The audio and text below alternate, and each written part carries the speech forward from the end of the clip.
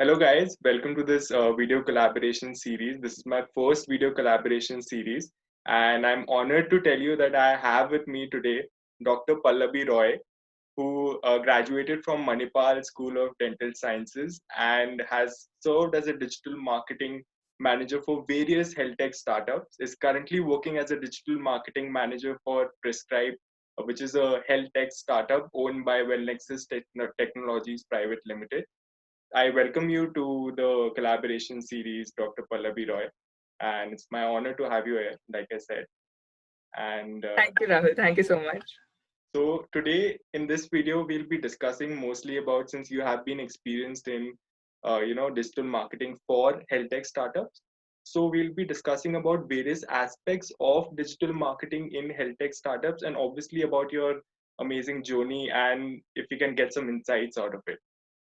So my first question arising from this is that how was your journey in digital marketing? Is it something that was accidental?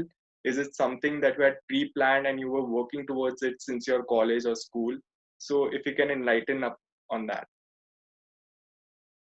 Definitely. So I would say that digital marketing was never, on the cards, like never. And this is something that till last year, it was just something that, my father told me that, hey, this is something that's coming up and, Yeah. you should probably have a look at it. And Yes. I had a couple of friends who were pursuing, uh, foundation courses in digital marketing. So Okay. that intrigued me to at least find out more about it and read up a little about it. But I would say that because of the kind of situation that we're in, Hmm. every marketer has to, change their field from just marketing to digital marketing. So True. that is something that you can't really do without. So I think yeah, it was quite unexpected, but I love doing the work that I do. So yeah, I'm glad it worked out well. Yes. So since you have been associated with health tech startups, so I was curious to know, and I am sure that the audience will be curious to know that what are the aspects that are different in health tech startup when you do digital marketing for them as compared to other industries, let's say food industry, fashion industry? So what are the unique aspects that you would like to highlight or you have experienced in your journey? Right. So, this question is actually very valid because in the healthcare industry or even health tech, it's very crucial to look at the information that you're putting out. So Yes. I cannot just, pass statements and expect that to be accepted widely by my audience because they are going to verify. And if they don't, and you are putting out something that's wrong, you're going to be in trouble. Yes. So as a marketer, as somebody who's working on digital marketing for health tech startups, I would say that there's a lot of scrutiny involved, so every line that you're putting out there on social media or any of your communications for that matter, you have to go through it. You have to be very thorough, and there cannot be a single word that is misplaced, or you just can't mislead your audience. So like you mentioned the fashion industry, if I say something like yellow is the color of the season, and it's Hmm. not, it doesn't matter, it's not going to impact someone because it's not something that's to do with their life. It's not But factual. if I say something like yeah, this if I say something like, this medication is going to save your life, but it actually has an adverse effect which can be life threatening, Yes. uh, be ready to face a couple of medical legal cases. So I think that's the most important aspect when you look at digital marketing for a health tech startup in the healthcare industry. And apart from that, I would say that whatever you post, it has to be relevant. You have Right. to look at your buyer's persona, which I think goes for any industry. So like fashion would probably cater to a wider audience, and something like health tech would be a niche, at least at the moment. This is an industry that's still booming, so there is a lot of scope. People are beginning to recognize that, and yeah, so I would say that there is still a long way to go. Yes. So there's a lot of research involved in digital marketing for health tech startups. That is something I could infer, because you need to get your facts right, you need to get your research right in order to put it out on social media and other platforms. And have you faced any such kind of, or have you read about any such adversary that, a health tech startup had put out some information, but there was a chaos around it, or something that went wrong by a health tech startup which you learned from? Yeah, so I won't name the company, but there. Okay, let's take the example of cosmetology. So, there are companies which say that applying this cream is going to make your skin tone fairer or something like that. And we all know that those claims are wrong. Yeah, They don't know what they're talking about, and it's misleading not just, a sect, but an entire country. So the entire nation is under the impression that, okay, if I apply this, it's going to make me fairer, or somehow, it's just emphasizing or reinforcing the idea that being fair is more superior than, I don't know, having a darker skin tone. So yeah, just things like that, which not just medically but also ethically is pushing wrong information out to the crowd. So I think that when you have technology and when you have the ability to convince a crowd about something, persuade them, you should be doing it for a good cause and not reinforcing these stereotypes. Another example is, this is something that was hilarious to me. So this was actually a part of an MLM scheme. Don't ask me why I was attending that webinar, but I was. okay, And they had a presentation where they said that they are selling a particular product. It's a okay, toothpaste, and it's not fluoridated. So as a dentist, I know that you need a toothpaste which has fluoride in it. Okay, so right, fluoride is important for your teeth. correct, And they were promoting the fact that they were taking pride in the fact that they have a toothpaste which does not have fluoride in it. So I was just like, oh my God, you are selling this to so many people, and not just your consumers, the people whom you are trapping into this MLM scheme. Even they would be under the impression that, yeah, this is a good product and this is what I should be selling. But right, that's just so incorrect, and I was baffled by that, because it's one of the most basic things that they teach you at dental school, which is why I think that it's important for more healthcare professionals to enter this industry. There's a lot of research that goes into health tech marketing, I would say. yes. So I would also say that I've seen ads, like, let's say you see ads like ads by Dettol or Lifebuoy. They say that they kill 99.9% germs, and Yeah. they put a small asterisk on the bottom, that these are just, approximate figures. These are not something. This is not something that we claim upon. So you are saying that rather than that, we should be working towards a cause that you can prove, that you can actually prove that this medicine will cure this particular disease or will provide remedy to this particular, ailment. So work towards that. So that is a very good point made by you, Correct. and I am sure that viewers will, get to learn from this. So another question to you. So I did stalk your LinkedIn profile, and I got to know that you had been in a convent school for 13 years, and you have this habit of waking up at 4 a.m. On a regular basis, on a daily basis, which is commendable, first of all. And second, now, has this thing really impacted your profession in a way? Do you think that having a disciplined routine actually helps you in your profession, especially marketing, where you need a lot of patience, where you need a lot of mental peace in order to, think of new ideas, actually implement those ideas, and actually analyze the results? So what is your take on this? So, thank you so much. And I would like to say that I think on LinkedIn, it's a very common thing to go through each other's profile. So, I don't think of it as stalking. I just think that, yeah, you need to do that to build a relationship with someone, on LinkedIn.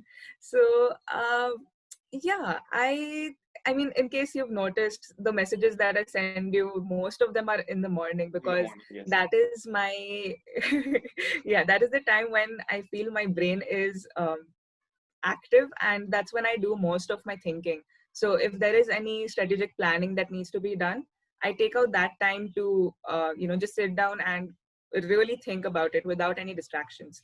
Right. Coming to the point where you talked about discipline, definitely discipline is something that everyone in marketing needs, because I think that a marketer can't rest.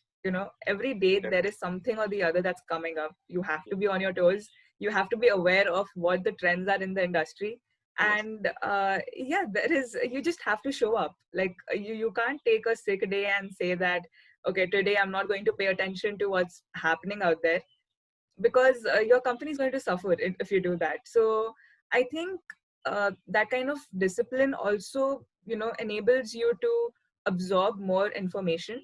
So whenever I am, let's say, even casually browsing through the net or reading something, Yes. I often find myself picking up things that I think I can implement in my strategies. And I'm Right. sure that you also must Yeah. have faced something similar, have you? Yeah. Yeah. So while surfing on the net, you get to you get to explore a lot of things that are there in terms of, let's say, if I'm searching about something about digital marketing, let's say digital marketing strategies for Instagram.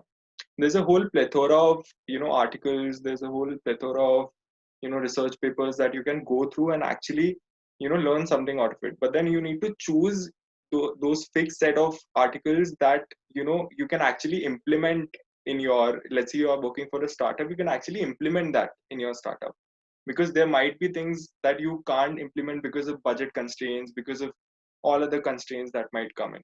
So yes, that happens, and I'm sure that this happens with a lot of marketers that are out there, that they need to select a few strategies and then implement that. So that's a good way of going about it. I agree to that. And so one thing I'd like to ask you, that many people out there are would be working for health tech startups, or would be willing to work for health tech startups in the marketing domain. So, based on your experience, what are some of the strategies? What are some of the digital marketing strategies? Let's say on social media, on email marketing, what content marketing? What are some of the strategies that you have identified, you have implemented, and that has given you results in your, domain? So I would say that with the healthcare or the health tech industry, you have to be very, like I said, you have to be very careful about the information that you're putting out. Yes. And also at the same time, you have to make sure that everything does not seem promotional. Hmm. Because as somebody who belongs to the healthcare industry, you have to be very compassionate. You have Right. to tell your audience that yes, we genuinely care, because it's hard to work in this industry without having those genuine feelings of concern for your audience. Yes. So that's how it should reflect as well. Your company's brand shouldn't come across as something that, okay, they're just telling me about these tips because they want to make money out of it. Right. That's not Very true. true. These are people who actually care about your well-being, and they would like to share these things with you because they're worried, or they know that, okay, this is something that will help. Right. So I would say that try not to make every message or every email communication seem like it's just there to just for your profit. Right. And especially during these times where people need a little bit of extra attention, I think you can go an extra mile and actually, okay, I'll give you an example. So this is something that I faced. There was someone who contacted us with respect to mental health issues. Okay. And but I can't go into the details of the Yeah. situation, but yeah, clearly that person needed help, or they needed someone to talk to. Right. So while you won't expect a company to reach out to you and tell you that this is how we can help, I tried to make my communication sound like that. So I offered to help, not by giving advice to the person, but by acknowledging what they were going through, validating it, and after that, saying that in case you need more assistance, I can probably send you a list of doctors in your area whom you can consult. Yes. So that's another important thing. You don't have to solve every problem. You just have to redirect them to the right person. So Right. yeah, I think that is something that I would like to stress upon, that be compassionate. You're in this industry because not just to make money, but actually to help people. So yeah, do So what you forming can. that personal connect is very important according to you in digital marketing for health tech startups. And I think it's more important in health tech marketing as compared to other industries, because in other industries you, if you don't give out information, if you don't help the consumers are smart enough to go to your website and actually buy stuff without your help. But in health tech startups, people need your help, people need your advices, people need your redirection, like you said. So that is one point that comes out of this, and that is a very important point. And so coming to the health tech startups, taking the word startups. So we all know that digital marketing for startups is very different from digital marketing for well established brands, and there's a whole lot of gap between them. So would you like to highlight something on that, those aspects, as to what are the differences that are there, what are the differences that people should consider and should keep them as a part of the digital marketing strategy while they're working for startups? So, very rightly put, there is a definite gap between the digital marketing strategies for a startup when you compare it to an established company. So, Yes. the one established company that I had a chance of working with was an investment banking firm. Okay. And for them, honestly, they didn't really have a digital marketing strategy in place. They didn't. And I think when it comes to a startup, that is one of the first things that we focus on. Yes. So, things like, how we were just talking about different strategies, right? So one of them is creating a social media calendar, and I think that's something that most companies do. For example, in health tech marketing, you have to keep a track of uh, like breast cancer awareness, or world diabetes day, or like recently we had world ayurveda day. So Yes. things like that, those kind of events are important because it also gives you a chance to create content around that. But when it comes to well established companies, they don't care. They don't care what day it is. Maybe a generic happy Diwali wish will go to the clients, but Right. that's about it. And they don't really focus on things like a social media presence, which I would say has become very important post COVID-19.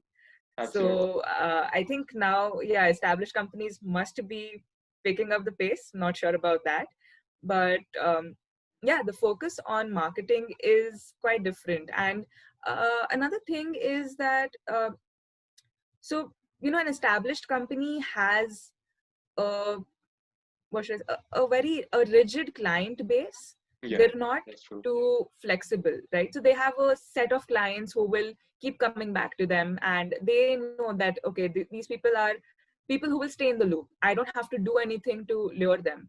Yeah. And even when it comes to business development or forming new connects, all of that is done through cold calling or just email marketing. So again, there is no social media presence as such to attract the Right. audience.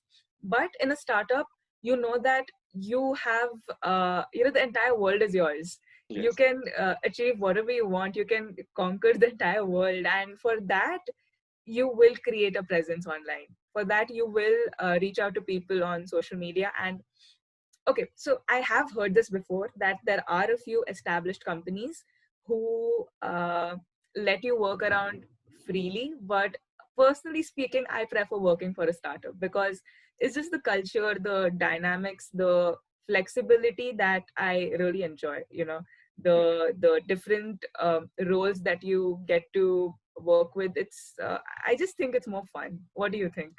I also think the same, because those established companies, those are a very few set of companies that actually allow you to freely work around with the digital marketing strategies. And most of the established firms which I have seen, I have worked with Marriott, I've worked with H&R Block. So these are some of the multinationals that have their offices in India as well. So they have a fixed set of digital marketing, strategies. They have a fixed set of digital budgets and all of that. So their plan is ready. You just have to implement that. So as a digital marketer there, you are responsible for just implementing stuff rather than, coming up with ideas and pitching in those ideas to the founder and Yeah. actually getting to implement that. So that process of coming up with ideas is what I find very interesting, and that is the thing which keeps me, going into this field of digital marketing. And that is, I guess, the major difference that I feel. And as you also pointed out, that in there's a lot of flexibility. There's a lot of you have that fear of losing out on clients in case of startup, because Yeah. you have not formed that trust yet. So you have to be on the toes in terms of social media presence, in terms of your marketing skills, in order to retain those clients. So these are some very good points stated by you. Now, one more thing I noticed, that on LinkedIn we get a lot of messages from people that how do we actually start in this field of digital marketing. I got this message from a guy that he said that I've been wanting to start in the field of digital marketing. I want to really grow in this field, but then I'm not really able to. Can you help me out? So my follow-up question was that how long have you been waiting for this start? So he said 6 months. Now in 6 months, that guy had been reading articles, doing certifications and all of that, but not implementing that stuff actually. So what would be your advice to such people, because there are a lot of people? So your valuable advice to these people as to how to actually start, to step foot into this field of digital marketing. Rahul, like you said, that established companies don't give you the flexibility to experiment, and I think marketing needs you to do that. You have to experiment. There is a reason why there's A/B testing, and you have to run your own experiments as well. So, like you mentioned, that there are people who read up about it. So just today, in fact, I was on a phone call with someone, and she said that she's really interested in digital marketing. She wants to find out more about it, but she doesn't know enough. So I was just thinking about it, and um, like you said, the information is out there. There Yes. are a lot of certifications that you can go for, but the real learning comes only when you implement it. So my advice to such people who've been waiting to start but haven't been able to, I would say just let's start with social media marketing, because that is one of the easiest things that you can do. Right. And maybe from like organic promotions, you can go to paid promotions. I think that would be the next step, and from there maybe you can take it a level forward and go for email marketing. Right. So and if they're worried about not having a project, or they don't know what to sell, like, Yeah. okay, fine, yeah, I'm interested in digital marketing, but what do I market? I don't Yeah. have anything. Yes. Create your own content. So like I would say personal branding, or even if somebody in the family has a business, help them Right. out. Do it for free. Call it an internship, call it a life project. You can always put it on your CV, and honestly those certifications don't matter as much as your experience does. So if you're able to show a report of a page where if you can show the analytics, and you can show that, okay, this is the amount of growth that I achieved over this time span, Yes. I think that's good enough. And that is what companies are looking for. They're looking for results. They're not looking at certifications anymore. Right. Because like we were talking about while we were discussing this session, we were talking about how digital marketing now is a term that's being used very loosely, and Yeah. every second person is a digital marketer. So I wouldn't say that's wrong, but in terms of strategies and all of that, I think it just comes with experience and experimenting. That's true, because I was reading this article as well. So, very renowned founders like, let's say, Kunal Shah, founder of Cred, Ranveer Alabadia, founder of Monk Entertainment. So these guys didn't know anything when they started out their journey. They didn't know anything about digital marketing. It's when they started implementing things, they formed their own team, and they started exploring stuff, and they started learning stuff alongside implementing it. So that is one thing that really helped them, and that is one thing that they really promote in their interviews whenever they give an interview. And even let's take an example of us. Let's say I'm very sure that you will not know 100% of the things that are there in digital marketing. It's a very vast spectrum. I don't. I, I don't know most of the things that are out there. It's only 10%, 20%, let's say max 30% of the knowledge that is there. And we are still learning. We are still, exploring stuff. But the thing which has helped us, I'm sure, is we have been able to implement that. And that is one advice that I'd like to give to all the people who are watching this video, that start implementing. As we said, if you don't have a brand to work with, if you're not getting an internship, if you're not getting an offer, start making a personal brand on LinkedIn. Go to LinkedIn, make your profile, it's free. Just start putting out videos, start putting out content there, start marketing it. Make your own YouTube channel, start marketing that. Or maybe if there's someone in your family, some friend who's coming up with a startup, go and help them for free, because no one will decline a free offer, right? They'll be like, yes, you can do it. So go, if you start doing that, you learn a lot of things. Let's say you start your own blog, you start your own YouTube channel. Through that, you learn content marketing. You help a friend in their startup, you help a family member, you learn the aspects of business plus marketing. So there's a lot more to learn when you start implementing stuff. So that is one thing that I guess you also and I also would like to tell all of the people who are watching this. And so another point is that you were working as an intern for your current health tech startup, that is Prescribe Technologies, and you went on to become the digital marketing manager there. So this is one thing that there are a lot of interns out there who are aiming for a PPO offer. That was Right. my motive when I was doing my internships, to get a PPO offer, but sadly couldn't get any.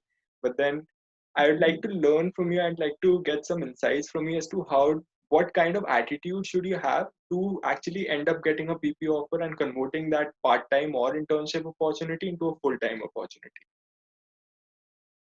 Right. So when I joined Prescribe as an intern, I didn't really expect to get a full-time role. But while working there, I realized that this is it. This is what I want to do. And it was like, yeah, this path is meant for me, and I'm finally going to tread that. So I have to make the most of this opportunity. Right. I think you really need that drive, that passion. So I know that I, at that time, was in a very I would say desperate position, because so like I said that I was working in investment banking before that, and I know that that wasn't for me. I don't have a background in finance, so it was very difficult for me to relate to it. So like I said that even though you mentioned that strategies are set out for you just have to implement it. So I Right. was doing that, but I wasn't happy doing it because there was no room for me to explore things or experiment. But when I came to Prescribe, I realized that okay, startup culture, they love new ideas, they love exploring, and I was i was I was in for it. So it was supposed to be a 6-month long internship, Mhm. but luckily I spoke to them after a month, and they were happy to have me, they were happy to have me on their team. So yeah, fortunately that worked out. I think that's one of the best things that happened in 2020 for me. So I would say that for people who are looking forward to convert their PPO to get a PPO, just make sure that that's something that you want.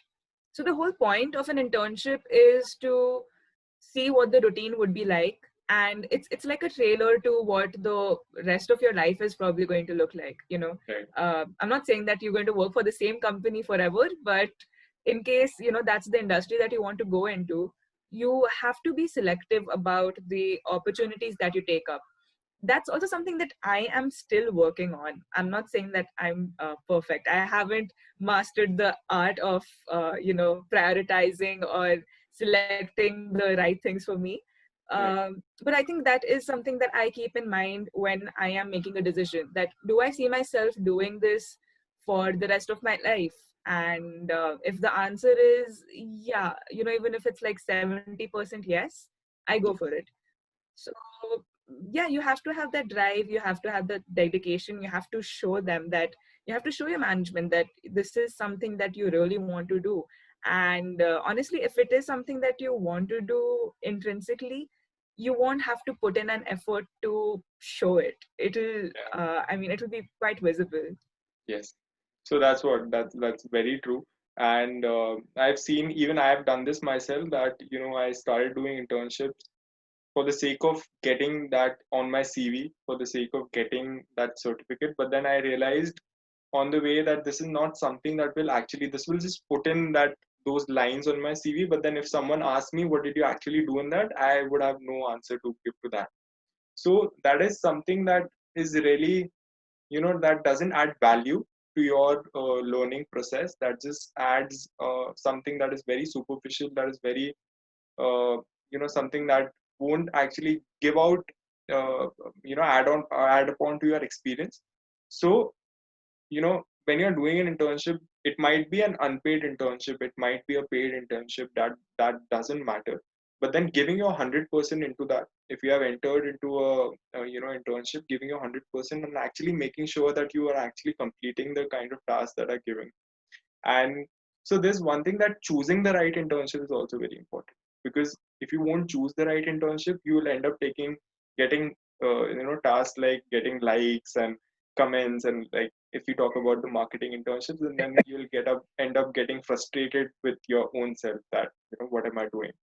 So this is one very important aspect highlighted by you, and I guess a lot of viewers will get a lot of insights out of it.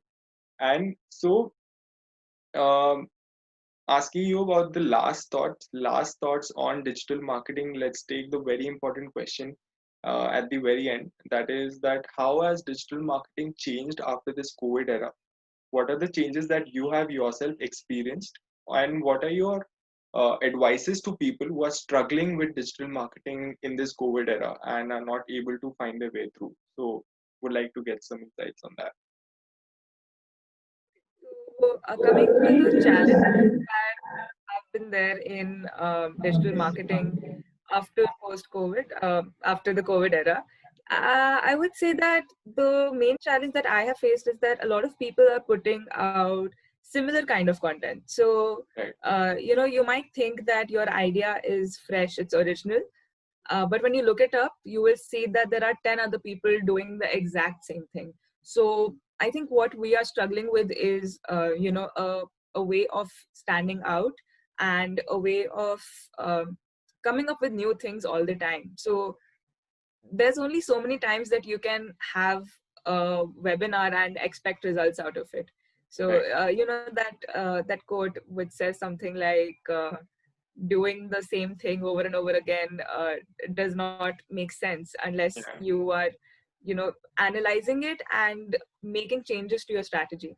So Right. that's something that is very important. You have to keep yourself updated, not just work on your own brand or your company's brand, but also work on um, seeing what your competitors are doing. So Right. competitor research, analyzing the kind of strategies that they are using is important, so that you don't end up doing the same thing. Because if they've already done that, if that's something that's already happened in the past, you're not going to get um, any benefit out of it. True. Okay, let's say that there is a company there are two companies, A and B, and they sell the same product. Let's say they sell a water bottle, Right. and I conduct a webinar today about why glass bottles are better than plastic bottles, Right. and tomorrow company B is conducting the same webinar. Your audience has already watched company A's webinar, so why are they going to come and attend yours? So I Right. think you have to keep yourself updated and always try to think how you can stand out, what you can do to, well, this is where creativity really comes in. So I would say earlier digital marketers were just doing their thing and it was going fine for them. But Right. now, along with the marketing strategies, there's also a bit of creativity involved, creativity and discipline.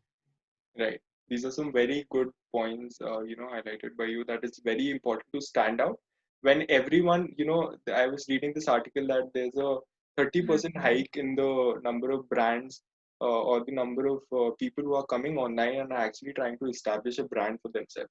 So when there's so much Right. competition there, you need to come up with strategies, come up with content that, is something which people can't find on others' profile or others content that they are putting out. So this is a very important point. And I guess this concludes the first video collaboration series. So thank you so much, Dr. Pallabi Roy, for being on this video. I'm very sure that the audience got to learn a lot in terms of digital marketing for health tech startups and digital marketing in general as well. So thank you for giving me time, for giving us time from your busy schedule, For having me. It and was a looking pleasure. forward for more such collaborations, more such informative collaborations in the future. Thank you so Yeah, much. absolutely.